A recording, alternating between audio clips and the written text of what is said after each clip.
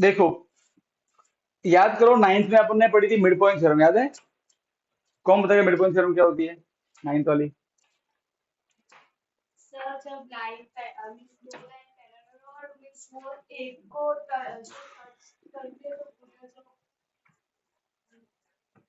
नहीं मालूम, बोल। सर एक ट्रायंगल है, अगर उसका जो बड़ी जो मतलब कैसे समझे मुंह सर, से, ड्रॉ करो ना तो समझा। मुंह से। Sir triangle A B C है, तो हाँ अगर ए और बी का मिड पॉइंट और ए और सी का मिड पॉइंट ज्वाइन करें तो हाँ, वो लाइन बी पैरेलल और होगी सी थर्ड से साइड। वैसे हाँ, पैरेलल उसका उल्टा है। अगर अगर हम एक लाइन को ड्रॉ करें जो ट्रायंगल की दो लाइन के मिड पॉइंट से जाती है, तो वो तीसरे की पैरेलल होती है, और वहां पे मिड पॉइंट जरूरी था। ठीक है, हमने उसका एडवांस वर्जन यहाँ पढ़ा कि जरूरी कि मिड पॉइंट ही हो, अगर वो रेशियो भी सेम करे तो भी क्या हो जाएगी, पैरेलल। ठीक है, अब हमको वही चीजें कुछ क्वेश्चन नंबर 7 ऑटोमेटिक आइडिया आएगा। क्या लिखा है क्वेश्चन 7 में 6.2 के? यूजिंग थ्योरम 6.1, मतलब बीपीटी को यूज करना है, prove that a line drawn through the mid point of one side of triangle. देखो गिवन क्या है, पहले तो एक ट्रायंगल बनाएंगे। ठीक है, अब देखो क्या बोला है, line drawn through the mid point of one side, एक साइड ले लेते कोई भी, ठीक है, लेट अस से ए बी, उसका मिड पॉइंट ले लेते हैं पी। तो गिवन क्या है, गिवन है कि पी जो है वो मिड पॉइंट है। अब बेटा अगर पी मिड पॉइंट हुआ, इसका मतलब क्या होगा कि एपी, ए बी के टुकड़े इक्वल होंगे, A B, A P is equal to P B. अरे हाँ क्या ना, इसका मतलब यही हुआ ना, सही बात है। मिड पॉइंट का मतलब क्या होता है, बिल्कुल बीच में आना। अगर एकदम बीच में आया तो क्या होगा, ये दो टुकड़े इक्वल होंगे। तो ये गिवन है, line drawn through the mid point of one side, एक साइड का मिड पॉइंट लेना है, parallel to the another side. अब यहां से एक मैं लाइन बनाऊंगा, ठीक है, पी मिड पॉइंट दिया हुआ है, तो जब मैं यहाँ से लाइन बनाऊंगा, मुझे लाइन ऐसे बनानी है कि वो बीसी के पैरेलल हो। तो लो मैंने लाइन बना दी एक, जो बीसी के पैरेलल भी है, तो वो यहाँ पे कहीं टच हुई क्यू पे। और क्या गिवन है कि ये पैरेलल भी गिवन है, so it is given that P Q is parallel to BC. तो लाइन मिड पॉइंट से जा रही है, एक के पैरेलल है, तो प्रूव क्या करना है, to prove P Q bisect third side, third कौन सी, एसी, एसी बच गई, एसी को बाइसेक्ट करता है। अब वापस समझना, a line through mid point parallel to another side, ये दो दिए हुए mid point parallel, bisect the third side. Third मतलब एसी के बाइसेक्ट मतलब दो टुकड़े इक्वल करती है। तो मुझे प्रूव करना है कि A Q is equal to Q C, ये मुझे प्रूव करना है। तो अगर मैं दो टुकड़े इक्वल दिखा दूं मतलब बाइसेक्ट, भाई बोलो, बात समझ में आई? तो ये मुझे प्रूव करना है कि मुझे ए क्यू को क्यू सी के इक्वल दिखाना है। ठीक है, चलो कैसे हो सकता है बताओ, बोलो। Sir converse of mid point, फिर उससे, तो सर मतलब उसमें उसमें ऐसा होता है कि एक मिड पॉइंट चाहिए और जो दो लाइन वो पैरेलल चाहिए, तो सामने वाला भी मिड पॉइंट बन नहीं जाए। उसमें कोई मिड पॉइंट नहीं चाहिए, उसमें तो सिर्फ पैरेलल चाहिए कन्वर्ट में, उसमें सिर्फ पैरेलल चाहिए ना। लाइन कन्वर्ट मिड पॉइंट क्यों लगाओगे, वो तो बोलता है तो कि ratio sir equal line parallel, यहाँ तो लाइन पैरेलल दी हुई है। तो सर वो रेशियो इक्वल हो रेशियो जाएगा या कन्वर्स कब लगती है, जब रेशियो इक्वल, तो लाइन पैरेलल प्रूव तो कर। नाइन्थ वाले की बात करूँ उसमें अच्छा, नाइन्थ वाला, सर बी, अच्छा ठीक है, पर वो नहीं लगाना है, उसके बिना प्रूव करना है, जो क्वेश्चन के स्टार्टिंग में लिखा हुआ है। बिल्कुल सही बात है, दृष्टि सही बोल रही है। Converse of mid point theorem से ये एक लाइन में प्रूव हो जाएगा, by converse of mid point theorem जो नाइन्थ में था, वो थ्योरम यही बोलता है कि एक मिड पॉइंट हो, एक पैरेलल हो, तो सामने वाला भी क्या होगा, मिड पॉइंट। मिड पॉइंट मतलब दो टुकड़े इक्वल, करेक्ट, सही बात है। हमको 10th वाला थ्योरम यूज करना है। सर बी, हाँ तो बीपीटी से करना पड़ेगा ना, कि लाइन पैरेलल दी हुई है। तो सर वो पी बी सी के पैरेलल हो जाएगा, तो फिर वो हो दोनों, जाएगा ना, दिया हुआ है, हाँ, तो फिर वो रेशियो रेशियो इक्वल इक्वल, आएगा फिर। तो सर चलो पहले दोनों इतना, इक्वेशन, पहले इतना करते चलो। देखो इतना तो हमें दिया हुआ है ना कि P Q is parallel to B C, तो in triangle A B C it is given that P Q is parallel to B C. अब अगर ये पैरेलल है तो क्या लगाएंगे, बाय बीपीटी थ्योरम अगर लाइन पैरेलल तो रेशियो इक्वल, तो यहाँ कौन सा रेशियो है, AP upon PB is equal to A Q upon Q C, सही है। ये इक्वेशन नंबर 2। चलो बताओ अब क्या करें। सर फिर फ्रॉम 1 and 2 से वो 1 और 2 से क्या, तो सर फिर वो इक्वल आ कैसे आ जाएगा जाएगा, वही तो बताओ, बोलो। ए क्यू अपॉन बोलो, प्रूव करना है, एक क्यू किसी इक्वल प्रूव करना है, इक्वल प्रूव करना है। सर अगर दोनों में वो कर दिया जैसे प्लस 1 नहीं, कुछ एक हल्का जुगाड़ करना है। ऑब्जर्व करो 1 को। सर एग्जांपल देखिए हाँ बोल। सर जैसे कि अगर एपी और पीबी अगर एपी 1 और पीबी 5 है तो इधर 1/5 है तो वो भी 1/5 हो जाएगा तो वो मिड पॉइंट है और उसका रेशियो एग्जाम्पल दे रही है, 1/5 क्यों ले रही है, तो सर बोल। सर एपी और पीबी दोनों इक्वल है तो एपी अपॉन पीबी 1 आएगा, ये दोनों इक्वल है ना भाई, एपी और पीबी बराबर है, दिए हुए हैं, तो दोनों कैसे होंगे, 5/5, तो कट के 1 आंसर आएगा। फिर डिवाइड क्या बनता है, multiply 1 into Q C, Q C is equal to A Q. हो गया प्रूफ, कुछ नहीं करना है, समझे। तो बोलना है पुट 1 इन 2, पुट 1 इन 2, तो उससे क्या होगा, एपी, देखो काम करो, पीबी को पीबी रहने दो, एपी पीबी के बराबर है तो इसकी जगह पीबी पुट कर दो, इसको रहने दो पीबी, और इधर तो ए क्यू अपॉन क्यू सी है ही हमारे पास, सही है। अब ये कट हो जाएगा तो कितना, 1 आंसर आएगा, सब कट गया तो। अब डिवाइड बनेगा मल्टीप्लाई, अब यहाँ क्या ना, सो इधर 1 into Q C is equal to A Q, which implies Q C is equal to A Q, Q C A Q बराबर है, इसका मतलब क्या होता है, दो टुकड़े इक्वल मतलब बाइसेक्ट, देयरफॉर पी क्यू, दो टुकड़े इक्वल मतलब बाइसेक्ट, इसका मतलब बाइसेक्ट, हो गया प्रूफ, खत्म, कुछ नहीं करना है, देखा, डन, खत्म छाप, चलो। ये बेटा समझ में आ गया, चल भी आवाज आ रही है सही से, का मतलब ए और क्यू भी क्या है, मिड पॉइंट, तो क्यू मिड पॉइंट मतलब ए क्यू और क्यू सी भी बराबर है,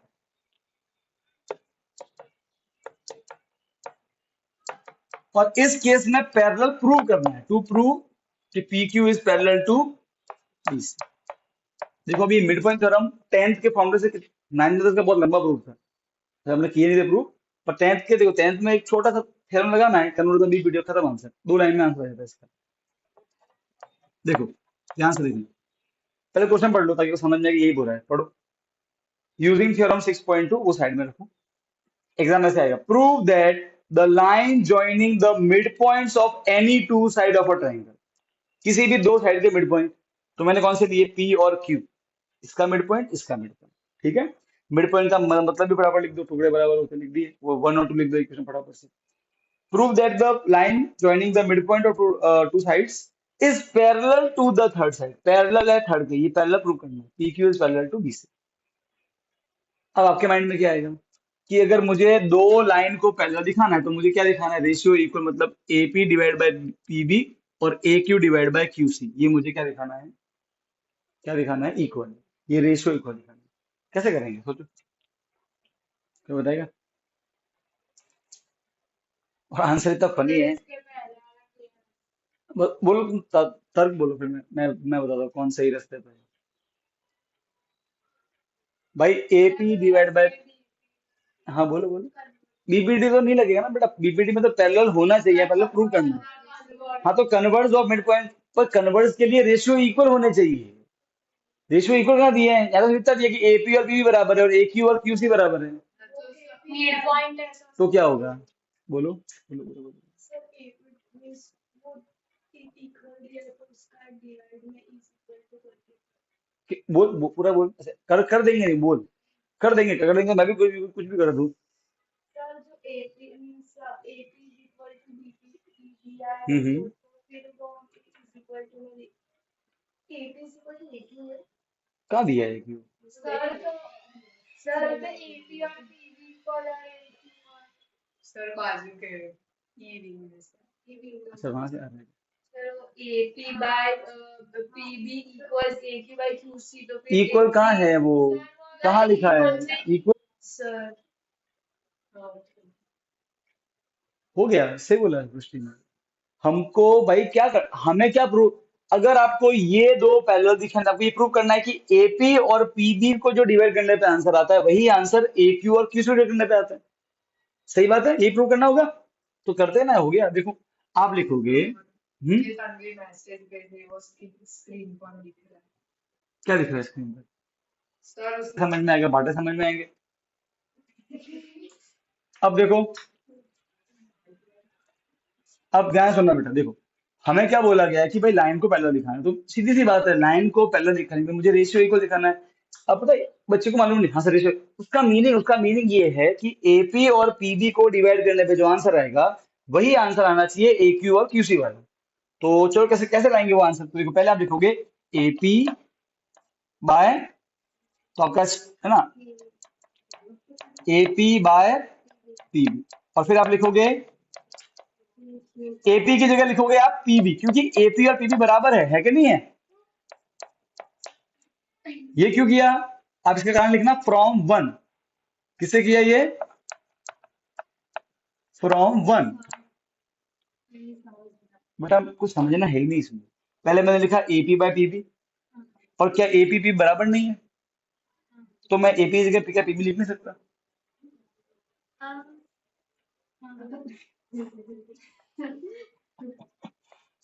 बात समझ में आई, मैंने कुछ नहीं किया, मैंने सिर्फ भाई मुझे ये इसका रेशियो निकालना है, तो मुझे मालूम है कि एपी पीबी के बराबर, तो मैं लिख दिया, बस पीबी को पीबी रखना ताकि कट के आंसर क्या आ जाए, वन। ये आपका इक्वेशन नंबर क्या हो गया, 3।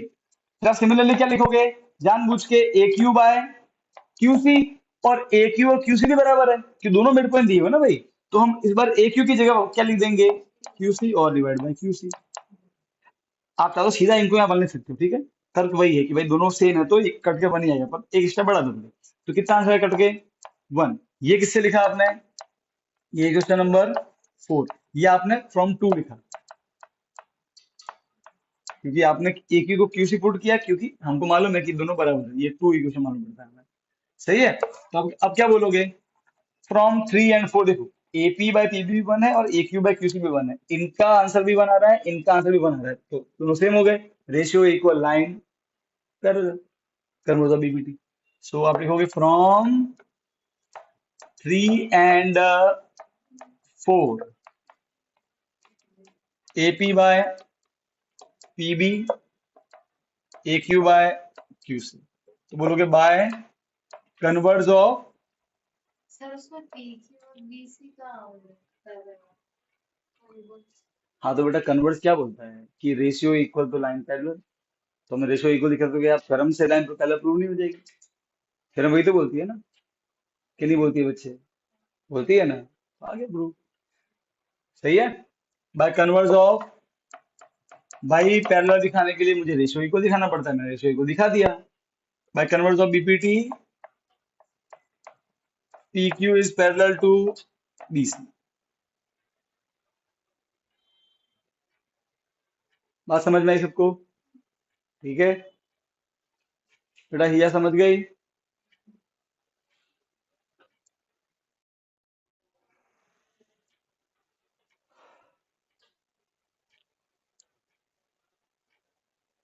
इन दोनों में थोड़ा ध्यान रखना, कंस्ट्रक्शन करना पड़ेगा, वैसे है तो 9 में क्या लिखा हुआ है, okay, ABCD is a trapezium,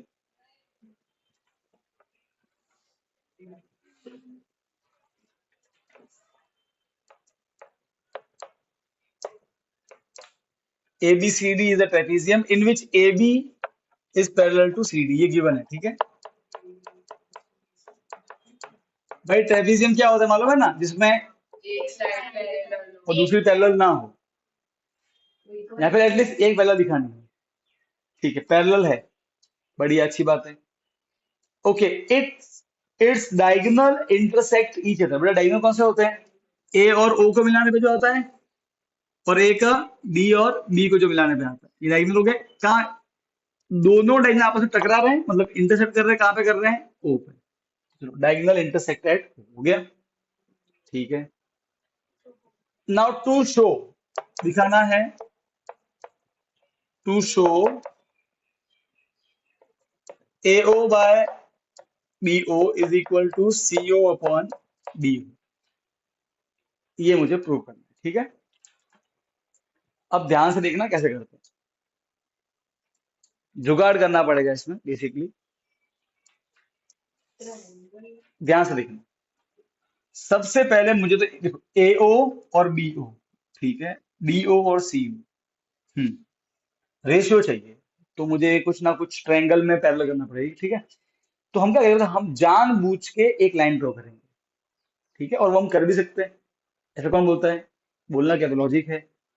हम किसी भी पॉइंट से एक लाइन के पैरेलल लाइन ड्रॉ कर सकते हैं, राइट है। तो हम एक काम करते हैं, हम ओ से एक लाइन ड्रॉ करते हैं पैरेलल ए बी के, हम कर सकते हैं, वो तो किसी रोका नहीं है। तो इसमें हमको करना पड़ेगा कंस्ट्रक्शन, क्या करना पड़ेगा, तो देखो आप लिखोगे कंस्ट्रक्शन,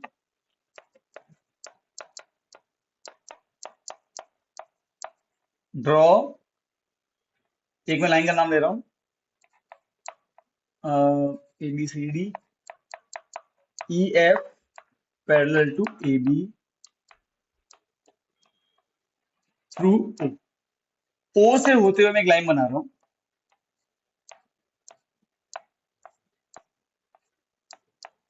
ठीक है, ये है E और ये है F।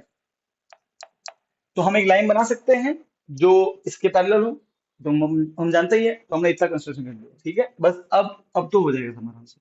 अब सॉल्यूशन लिखना, कुछ नहीं करना है, दो बार लगानी है आपको B P और T। अब देखो ध्यान से देखना कैसे करेंगे। सबसे पहले, क्योंकि AB किसके पैरेलल है, CD के, और AB पैरेलल है EF के, तो इन शॉर्ट ये तीनों पैरेलल हो जाएंगे। अरे हाँ क्या ना, तो पहले लिखना by construction AB is parallel to EF is parallel to CD। भाई क्योंकि ये इसके पैरेलल है और कंस्ट्रक्शन ये इसके पैरेलल है, तो आपस में तीनों पैरेलल हो जाएंगे, पहली बात तो ये, ठीक है। अब क्या करना है पता है, अब सुनो, हम देखो, आप नोट करो, BO और DO दिख रहा है, BO DO, ये BO और DO किस ट्रायंगल में आ रहे हैं, देखो एक बार जरा इसको मिटाते हैं।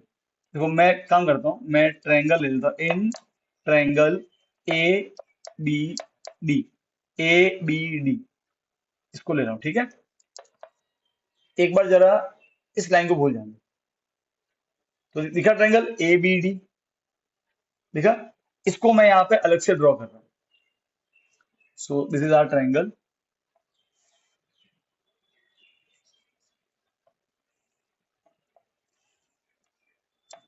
AB और D, ये है E और ये है आपका पॉइंट O, सही है। अब हमें तो ऑलरेडी मालूम है कंस्ट्रक्शन से कि ये है दो पैरेलल, राइट। सो आप क्या बोलोगे कि भाई EO is parallel to AB, तो अगर दो लाइन पैरेलल है तो क्या होता है, बाय BPT,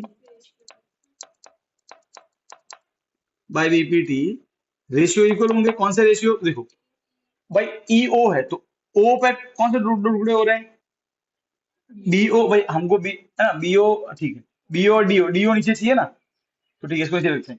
तो नाम क्या है, BO अपॉन DO, और यहाँ पे क्या ऊपर कौन आएगा, AE, BO के सामने AE है तो AE ऊपर आएगा, तो AE अपॉन DE, या ED जो भी लिखना है। इक्वेशन नंबर 1, कोई तकलीफ नहीं। अच्छा अब इसमें सेकंड पार्ट देखो, अब मैं देखो ये हमारी चॉइस का ट्रायंगल लेना है। अब मैं क्या करने वाला हूँ, अब मैं इसको, अगर देखो मैं AD को दोनों में कॉमन रख रहा हूँ, क्योंकि जो कॉमन होगा ना हम क्या बोलेंगे, यहाँ भी DE AED, वहां भी AED, तो फिर वो इक्वल हो जाते हैं, इससे पहले ने बहुत बार किया ऐसा। तो हम AED को तो हम ट्रायंगल ऐसे चूज करेंगे, ठीक है, कि उसमें AED हमेशा रहे। देखो अब फायदा क्या हुआ, अब मुझे क्या चाहिए था, AO और CO चाहिए, AO और CO, तो इस ट्रायंगल की वजह से AO और CO आ जाएगा। तो अब लिखो ट्रायंगल ACD। उसमें अब हम वो ट्रायंगल ड्रॉ कर लेते हैं। ऐसा ट्रायंगल है AD और ये C, ये है EO अगेन।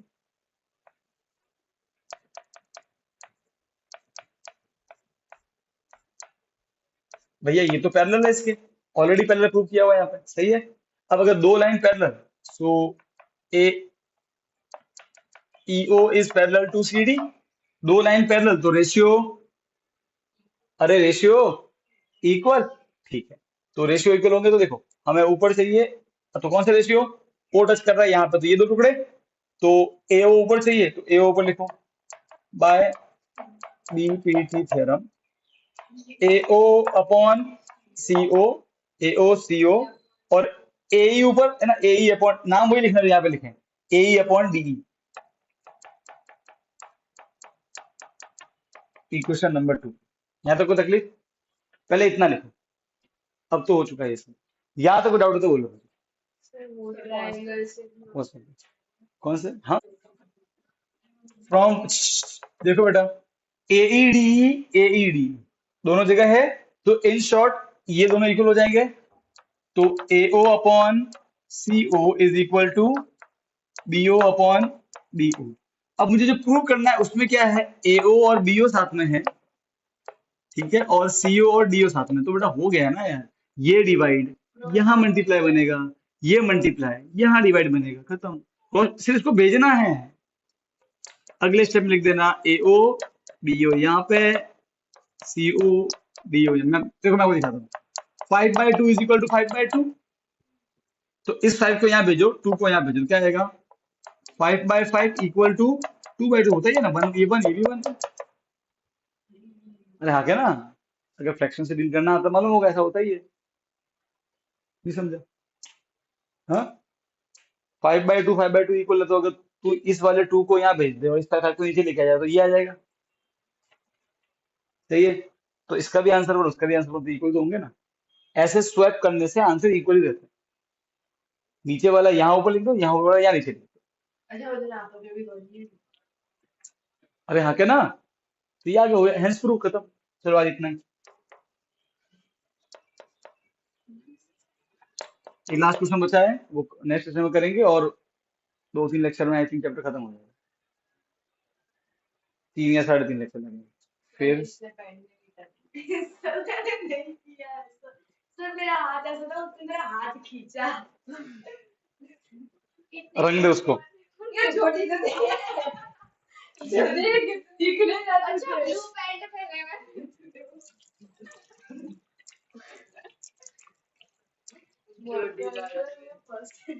वृष्टि ऐसे कसम खाएगी, माँ कसम बदला लूंगी। पता है मूवी का नाम है ये, तुमको मालूम है, माँ कसम बदला लूंगी। सर हमसे ज्यादा मूवी तो आपने देखी है। सर ने साथ देखी। साड़ी भी देखी होगी ना। नहीं नहीं ऐसा तो नहीं, पर कभी कोई फ्री हो तो लगा देते हैं ऐसे, क्या करने के बैठे बैठे भी है, मक्खियां मारने की होती है। अभी तो मैंने थोड़े दिन पहले देखी थी भूत वाली मूवी का, और एक मूवी है स्माइल करके देखना तुम, और जोरदार मूवी भाई यार, उसे हंसी ओ तेरी तो नहीं है मुझे अपने सारे